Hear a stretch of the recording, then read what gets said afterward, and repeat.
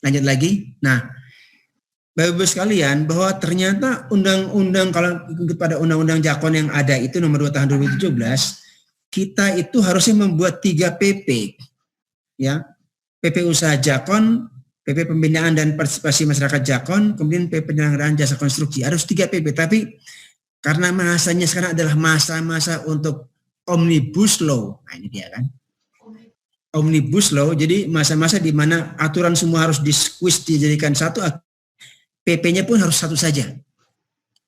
Jadilah kita sebut sebagai PP nomor 22 tahun 2020. Ini PP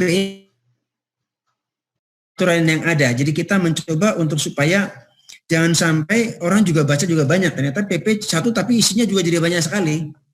Ya, apa saja diatur dalam PP ini adalah lanjut. Tadi sampaikan Pak Sardi, tanggung jawab dan kewenangan tentunya. Kemudian juga ada struktur usaha dan segmentasi pasar jasa konstruksi.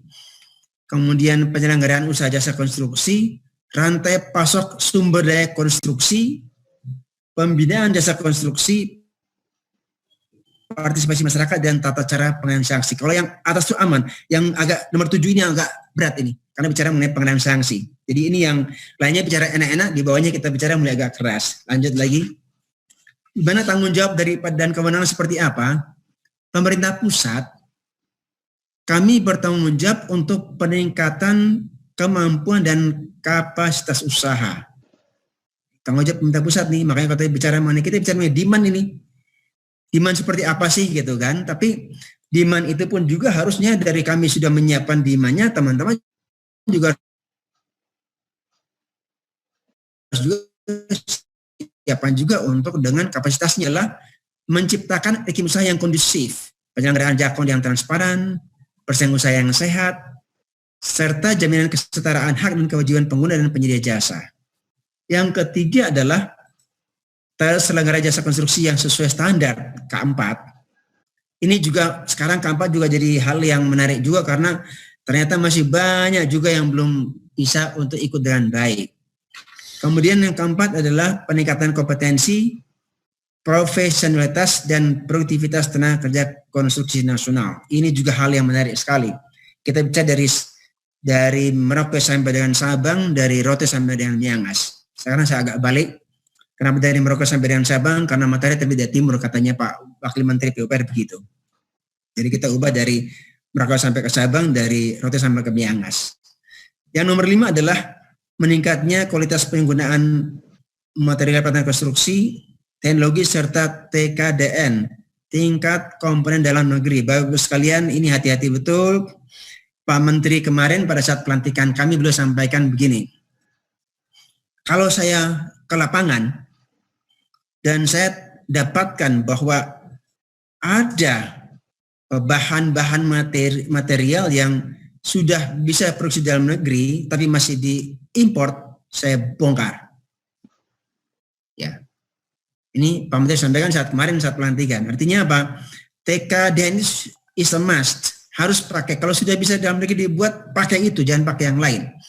Nggak usah pakai alasan-alasan lagi bahwa, wah Pak, itu TKDN itu gini-gini, Bapak masalah yang kurang. Nggak usah itu sebutkan. Ya cari yang terbaik bagi Indonesia dulu, bagi bangsa dulu aja. Karena kalau Pak Menteri sudah mengatakan begitu, itu sudah hati-hati kita semua itu. Jangan sampai Bapak sudah pasang, sudah jalan, dari balai, kepala balai, satria PPK semuanya kena dimarahin bahkan dibongkar dari yang hasil dari konstruksi itu. Yang keenam adalah peningkatan partisipasi masyarakat, dan ketujuh penyediaan sistem informasi jasa konstruksi. Itu adalah tanggung jawab dari pemerintah pusat. Kalau kewenangannya bagaimana? Lanjut. Kewenangannya pemerintah pusat dan atau pemerintah daerah melaksanakan kewenangan sesuai dengan tanggung jawabnya yang dapat melibatkan masyarakat jasa konstruksi. Lanjut, sini kita katakan bahwa masyarakatnya seperti apa sih? Ya itu dia. Masyarakatnya adalah dalam pembentukan lembaga pengembangan jasa konstruksi yang telah disiapkan. Kami sudah menyiapkan permennya yang merupakan turun daripada PP 22 ini adalah Permen nomor 9 tahun 2020. tentang pembentukan lembaga pengembangan jasa konstruksi. Bapak Ibu sekalian, kewenangan ini juga melihat mengenai registrasi dari badan usahanya, pengalamannya, penilaian ahli, tenaga kerja, pengalaman profesional tenaga kerja, kemudian lembaga diklat kerja bidang konstruksi. Terkait akreditasi, ada 3 hal, yaitu Asosiasi Badan Usaha Jasa Konstruksi, Asosiasi Profesi, dan Asosiasi Rantai Pasok Jasa Konstruksi. Ini pun sudah kami bentuk dalam bentuk permen juga, permen nomor 10 tahun 2020 tentang akreditasi ini. Yang ketiga adalah membentuk LSP untuk sertifikasi yang belum dapat dilakukan lembaga sertifikasi profesi. Yang keempat, penyetaraan tenaga kerja asing. Kelima, lisensi lembaga SPU dan proses lisensi LSP. Dan yang keenam, menetapkan penilai ahli terintegrasi. Lanjut, kalau pelaksanaan kewenangannya, maka tentunya memberikan dukungan dan perlindungan terhadap pelaku usaha jasa konstruksi nasional, kemudian juga pengembangan sistem kemitraan jasa konstruksi nasional dan internasional, kemudian pemberian perlindungan hukum bagi pelaku usaha jasa konstruksi, yang tentunya dengan berkoordinasi dengan kementerian terkait. Ini adalah pelaksanaan kewenangan pemerintah pusat. Kalau daerah seperti apa? Lanjut. Kalau daerah dibagi 2, ada daerah provinsi dan daerah kabupaten kota. Yang provinsi tentunya, provinsi ini dia levelnya provinsi, dia bicara keahlian, bicara penyelenggara pelatihan tenaga ahli konstruksi. Jadi bicara tenaga ahli nih, ya. Kalau dibandingkan dengan kabupaten kota, tenaga terampil, makanya agak beda di sini dia. Kalau di provinsi bicara orang pakai otak, berpikir dan sebagainya. Kalau yang di kabupaten kota terampil dengan tenaga, dia bisa untuk bekerja dengan lebih baik. Kemudian yang provinsi lagi adalah penyelenggaraan sistem informasi jasa konstruksi cakupan daerah provinsi, artinya cakupan semuanya. Yang di daerah kabupaten kota cakupan mereka saja. Ya, gubernur sebagai wakil pemerintah pusat mengikuti ketentuan perundang-undangan di bidang Pemda. Ini ada dari Kemendagri punya aturannya. Nah, kabupaten kota itu juga menerbitkan izin usaha nasional kualifikasi kecil, menengah dan besar. Sedangkan pengawasannya juga dari kabupaten kota, pengawasan tentang tertib usaha, penyelenggaraan dan pemanfaatan jasa konstruksi. Kalau dari sisi struktur usaha dan segmentasi pasar konstruksi adalah demikian. Lanjut. Ada 3 jenis usaha jasa konstruksi. Yang pertama adalah jasa konsultansi. Ya. Jasa konsultansi ini tidak dapat saling merangkap dengan yang lain. Yang 2 berikutnya lagi adalah pekerjaan konstruksi dan terintegrasi. Ya, ini bisa saling merangkap. Pekerjaan konstruksi terintegrasi bisa saling merangkap. Artinya bisa dapat dirangkap oleh perusahaan. Lanjut. Di sini saya coba membandingkan antara Undang-Undang Nomor 18 Tahun 1999 dan Undang Nomor 2 dan tentunya PP 20 tahun 2020. Kalau jenisnya dari Jakon tuh kalau dulu ada 2, yaitu perencanaan pengawasan, sekarang hanya cukup 1, jasa konsultansi. Nah, sifatnya ini dulu ada 7 nih. Ya, ada perencanaan arsitektur, perencanaan rekayasa dan seterusnya sampai yang dibuat lagi ada jasa konsultasi lainnya. Ini kalau sudah ngomong lainnya ini segala macam masuk situ dia nih, ya kan? Masuk kepada PP 22 hanya dibagi 4. Arsitektur, rekayasa terpadu dan arsitektur landscape dan perencanaan wilayah. Hanya 4 saja. Jadi tidak lagi kata-kata lainnya di yang 18 ini membuat segala macam hajar semua di situ. Akhirnya jadi ambigu semuanya. Di sini sudah hilang, cuma 4 saja. Sedangkan sifat spesialisnya itu, kalau dulu adalah satu aja sampaikan konsultansi spesialis, kalau sekarang dibagi 2, yaitu konsultasi ilmiah dan teknis, yang kedua adalah pengujian dan analisis teknis. Di sini Bapak Ibu sekalian, kalau dulu ada kualifikasi kita bagi banyak sekali, yang sekarang semakin sedikit pembagiannya kualifikasi. Jadi dulu namanya kualifikasi, sekarang namanya klasifikasi yang sifatnya umum dan spesialis, tetapi harus memiliki subklasifikasi sesuai dengan klasifikasi usahanya. Lanjut. Kalau kita lihat dari, lanjut. Masih juga kita bicara jasa konstruksi, Pak Nungki. Dilanjut. Pak Nungki. Baik. Rupanya Mbak Nungki masih belum ini. Atau jaringannya mengalami kendala mungkin. Nggak tahu saya ini. Tapi kalau lihat dari sisi yang lain, ke depan. Ke depan, Mbak. Nah, oke, ya. Lanjut. Ya, ini dia. Jadi masih juga dalam bicara mengenai struktur usaha jasa konstruksi, kalau ada lagi yang kita bagi, tadinya 4 di Undang-Undang 18 tahun 1999 tentang jasa konstruksi, sekarang cuma 2. Dulunya bangunan gedung, bangunan sipil, instalasi mekanikal dan elektrikal. Nah ini lagi, jasa pelaksana lainnya, ini lagi, hilang sudah semua. Menjadi hanya 2 saja, bangunan gedung dan bangunan sipil. Kemudian dari sifatnya, kalau dulu cuma 1, yaitu jasa pelaksanaan konstruksi spesialis tertentu, sekarang malah kita buat dengan lebih rinci lagi. Ada instalasi, tayangannya jangan dibesarkan Mbak Nungki. Ya. Instalasi, konstruksi khusus, konstruksi pabrikasi, penyelesaian bangunan, penyewaan peralatan, dan persiapan. Ya. Kemudian sifatnya kalau yang keterlibatan tertentu, karena kita bicara fisik di lapangan, yang dulu adalah namanya jasa pelaksana konstruksi keterampilan tertentu dan juga jasa pelaksana terintegrasi, sekarang tidak ada lagi.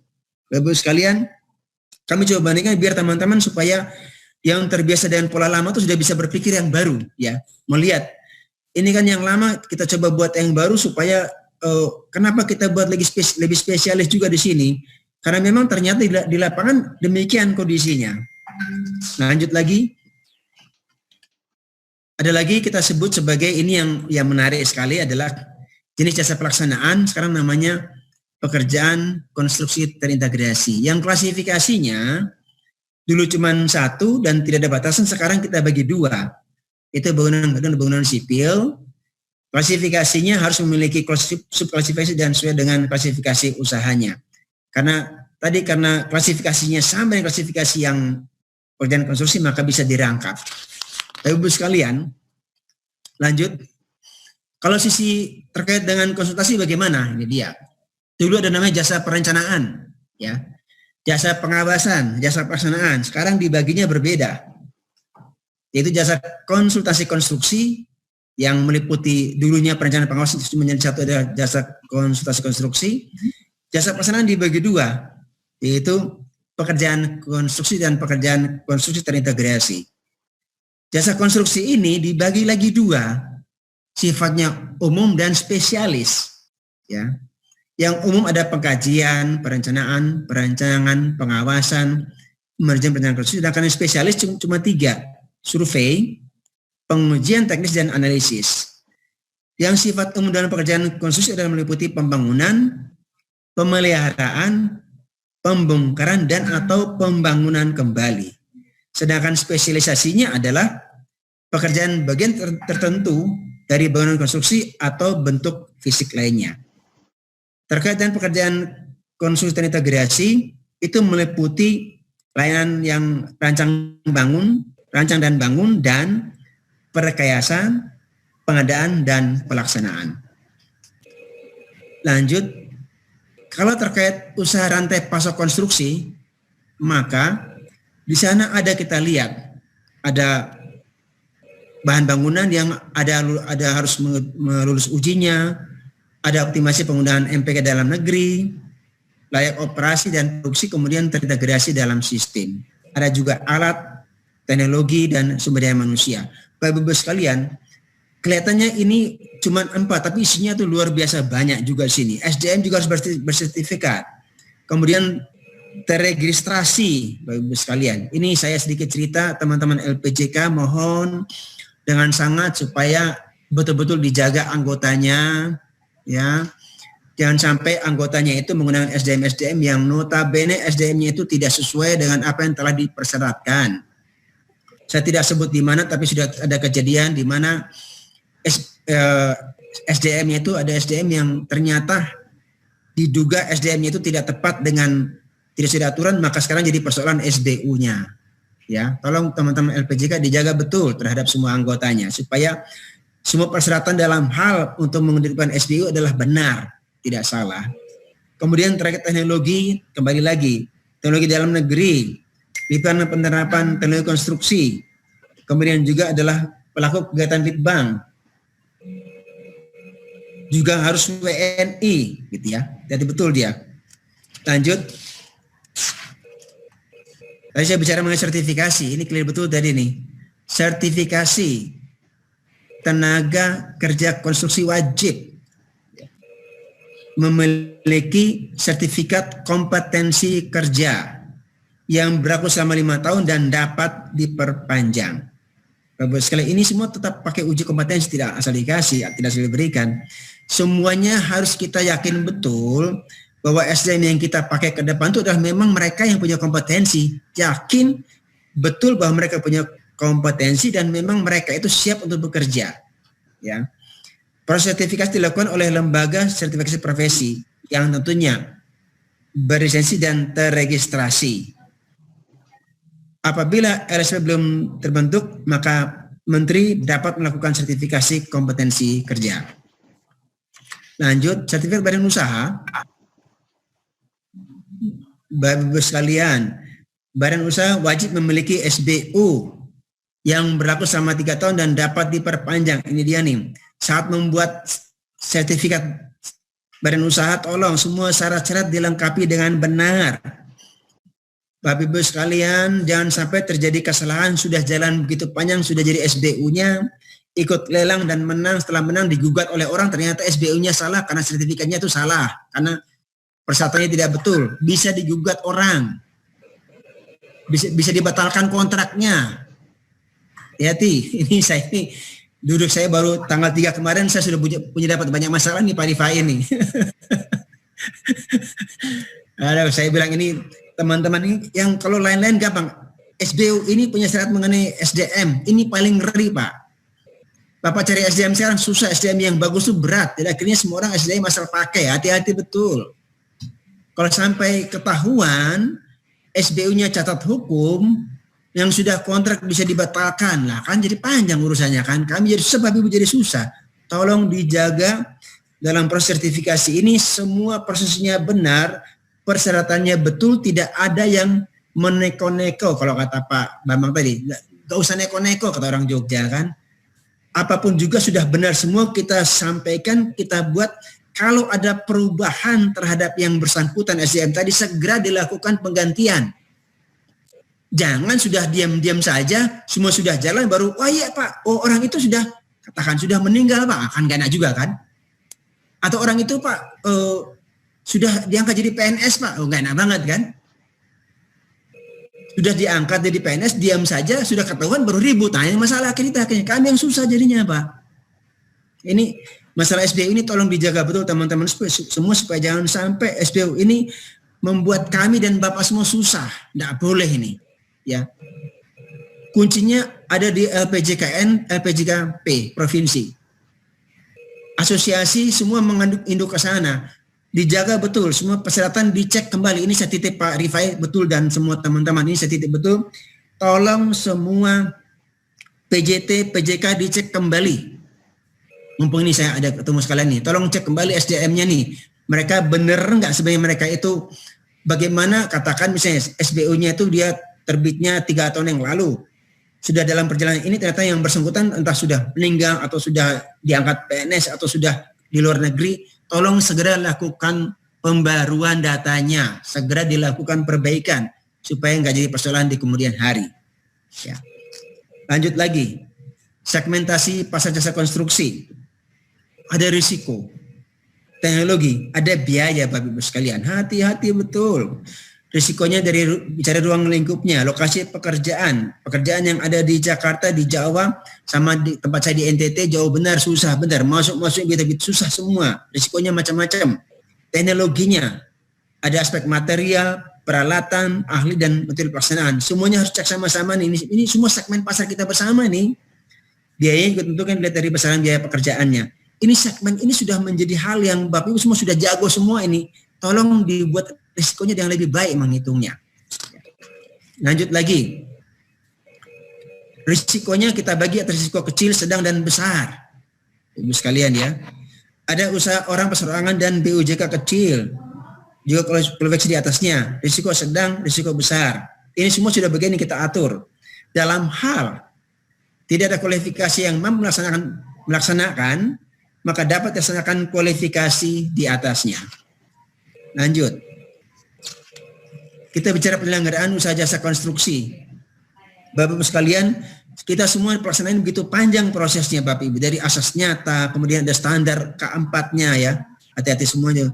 Kemampuan usahanya, kemudian tenaga kerja konstruksi yang bersertifikat. Terus dia berjalan sampai dengan kita bicara mengenai aspek risiko. Semua kita atur Bapak Ibu sekalian. Lanjut lagi. Kemudian kita bicara mengenai penyelenggaraan itu sendiri juga. Dalam pasal 48, nanti bisa dibaca sendiri. Maka hasil rancangan konstruksi dapat dilakukan oleh, ini juga hati-hati nih, instansi berwenang, usaha orang perseorangan atau badan usaha perancangan konstruksi. Harus memenuhi standar K4 juga. Ya. Kemudian kegiatan pengawasan oleh pengguna jasa harus terpenuhi syarat keteknikan, juga terpenuhi persyaratan administrasi kontrak. Ini yang seringkali Bapak Ibu sering terlambat administrasi kontrak ini. Kalau di lapangan kerjanya semua jago, keren. Begitu administrasi kontrak, semuanya stres. Saya tidak katakan bahwa tidak bisa. Kenapa? Karena ternyata administrasi itu seringkali, saya juga pernah ini bukan ribut, diskusi lapangan teman-teman semua, bahwa saya bilang, kalau orang PU itu, saya bilang teman-teman keuangan, orang PU itu, kalau suruh bikin jalan itu, bikin ngomong sekarang, besok jalan jadi. Tapi suruh bikin laporan, ngomong sekarang mungkin tahun depan nggak jadi. Administrasinya ini yang jadi persoalan kita sering kali ya. Jadi teman-teman tolong administrasi kontrak juga harus dipenuhi. Kita juga tahu bahwa ternyata bahwa administrasi kontrak ini sangat berpengaruh terhadap kinerja dari Satker itu sendiri. Kalau Bapak Ibu kontraknya sekarang, ini saya bicara situasi di lapangan, biasanya itu jalan dulu saja, kontraknya itu bisa antidatir, jangan terjadi lagi. Kontrak jangan antidatir. Ya. Karena kontrak itu 5 hari setelah tanda kontrak harus sampaikan kepada KPPN. Kalau sampai Bapak tidak menyampaikan setelah 5 hari kerja, maka satkernya itu mempunyai nilai yang turun. Karena kontraknya tidak disampaikan ke KPPN setelah 5 hari kerja setelah kontrak ditandatangani. Jadi kalau teman-teman dulu biasanya tuh kerja dulu saja, kemudian kontraknya antidatir, jangan lagi. Sebanyak kontrak sekarang, tanggal sekarang, serahkannya 5 hari lagi. Ya, supaya biar sama-sama tidak ada yang salah. Bapak Ibu sekalian, konsultan, konsultasi pengawas, juga kontraktor ini semua harus jadi satu. Tadi saya katakan bahwa semuanya itu harus mempunyai ini yang sama. Ya, tidak boleh ada yang berbeda sini. Semuanya sama. Kita sama-sama punya tanggung jawab. Tidak boleh ada yang mengatakan salah lebih enggak. Semuanya mempunyai posisi yang sama. Sama-sama mempunyai kewenangan, sama-sama punya tanggung jawab, sama-sama menjaga supaya apa yang dikerjakan tuh hasilnya baik dan bisa bermanfaat bagi kita semua, bagi bangsa dan negara ini. Lanjut lagi. Kalau kita bicara pemilihan penyedia jasa ini yang seringkali Bapak Ibu tahu kan, ada sistem penilaian kualifikasi, ya.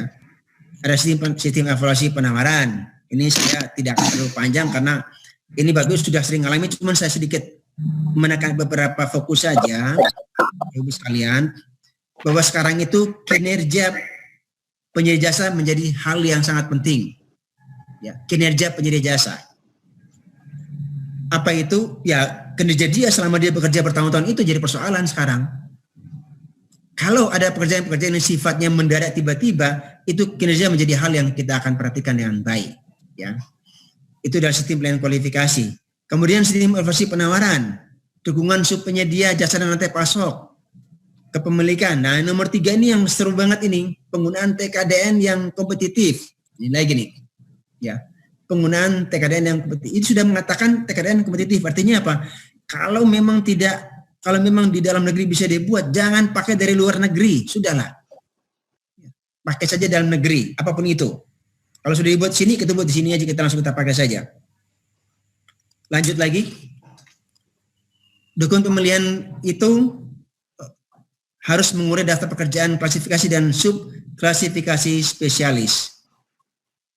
Penyedia jasa yang tidak memiliki subklasifikasi spesialis pada klasifikasi khusus dan juga yang B adalah klasifikasi selain yang di atas. Lanjut lagi. Masih kita bicara penilaian, Bapak Ibu sekalian, kinerja dibagi dua. Ini tadi saya sampaikan, hati-hati betul nih. Sesaat dan kinerja tahunan, ini dia. Yang saat ini adalah berdasarkan rencana realisasi pada saat pekerjaan berlangsung. Yang tahunan ini adalah setelah proyek selesai, setelah ada serah terima pekerjaan.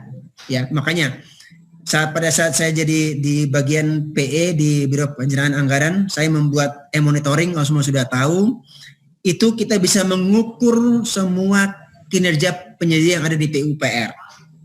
Dari tahun 2010 sampai dengan saat ini kami punya datanya. Ini bisa kita ukur. Lanjut lagi, kalau pemilihan ini ada tender, ada seterusnya, ada tender, langsung pengadaan dan pengadaan. Saya kira ini saya tidak akan terlalu panjang karena menurut saya nanti dibagi aja bahannya nggak apa-apa ya. Yang terkait dengan pemilihan ini nanti saja. Kan sekarang bicara kita yang depan saja nih mengenai LPJK dulu aja nih. Jadi bicara mengenai POKJ nih, sudah bicara POKJ nih ke belakang lagi nih ya. Jadi saya kira gitu Pak Sardi, supaya kita bisa diskusi lebih banyak lagi. Kita bicara mengenai tadi asosiasi bagaimana, dan yang belakang ini adalah sudah POKJ. Demikian Pak Sardi, teman-teman, terima kasih. Wassalamualaikum warahmatullahi wabarakatuh.